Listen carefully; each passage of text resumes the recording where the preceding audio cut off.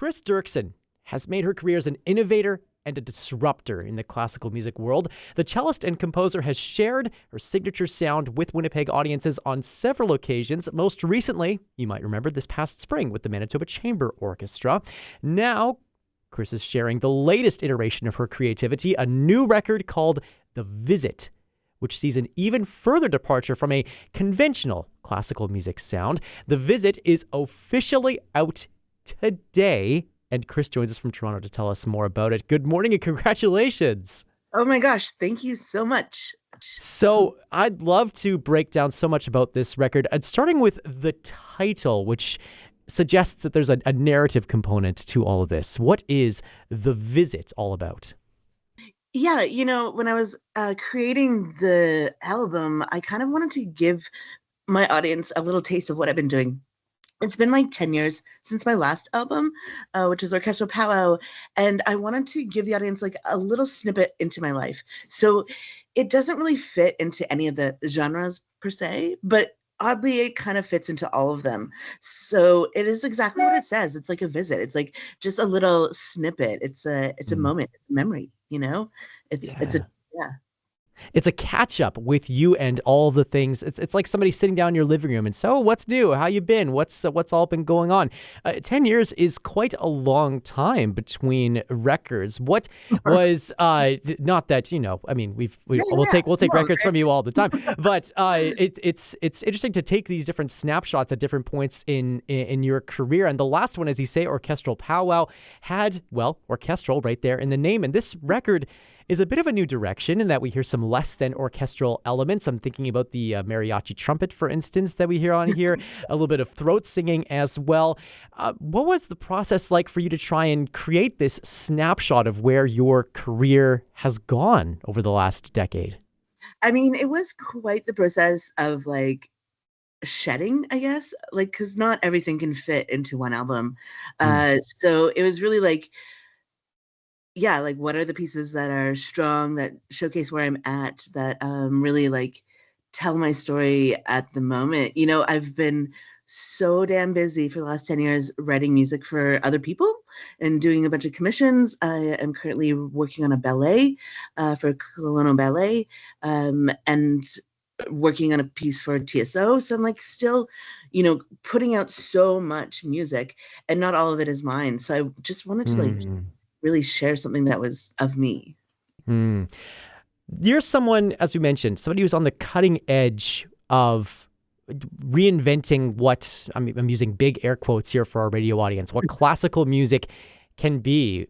When you look at this album and the works that are shared on it, what does classical music even mean to you at this point, as you work with ballets and orchestras and all these different, very traditional orchestral classical music institutions? I mean, for me, it's like a genre.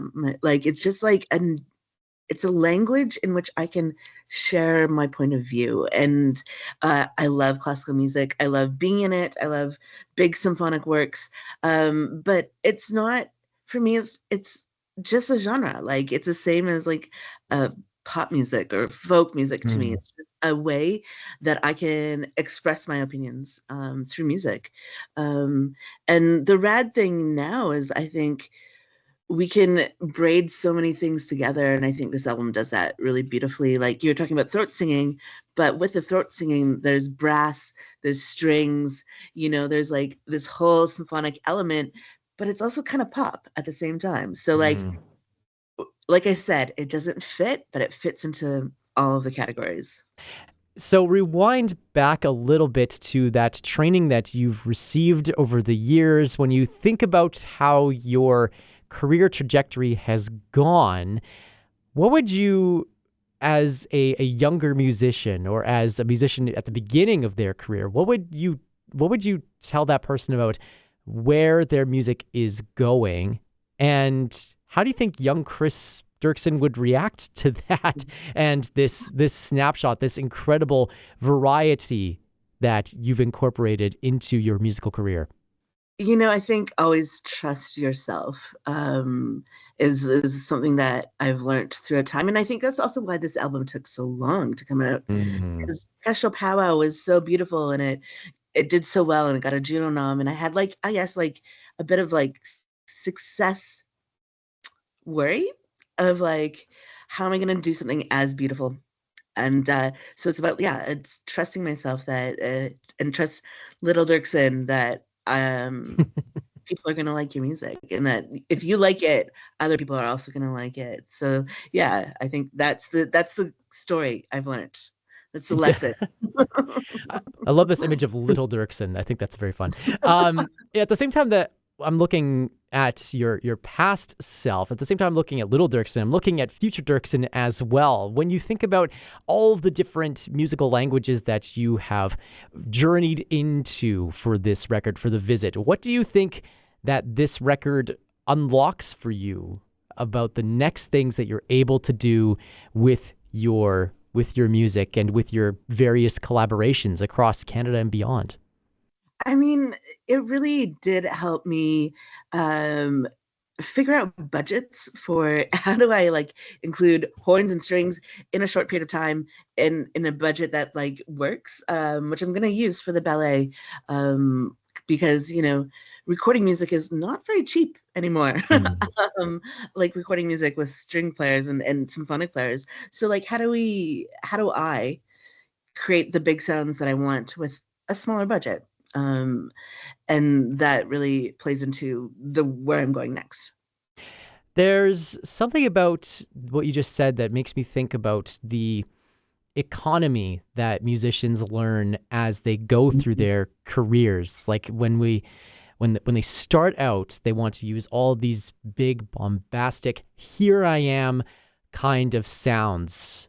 And once they get into their careers and they've established a voice, then they can go, okay, I don't need all of this to be able to accomplish the thing that I want to accomplish or say the thing that I need to say. Does that ring true for your experience as a composer at all? I see a shaking of the head, but I mean, I mean, no, because I want the big sounds. I want the symphonic sounds. I want it to feel real. Oh my gosh, we're just last week, SOCAN approved some AI into the works, and I'm a composer to the core, and that, like, scares the heck out of me. And so no, I want to spend the money on my friends, mm, to bring them into the studio, to pay them to make something really beautiful, because there's something so beautiful about the actual human making the sound. Like, I have on my computer really beautiful orchestral libraries, but I never use them. I use them as, like, a sketch, and then I bring in the real players. So mm. for me, it is about, no, it is going to cost you, and that's okay, and it should cost you, so you can pay the people to make the music.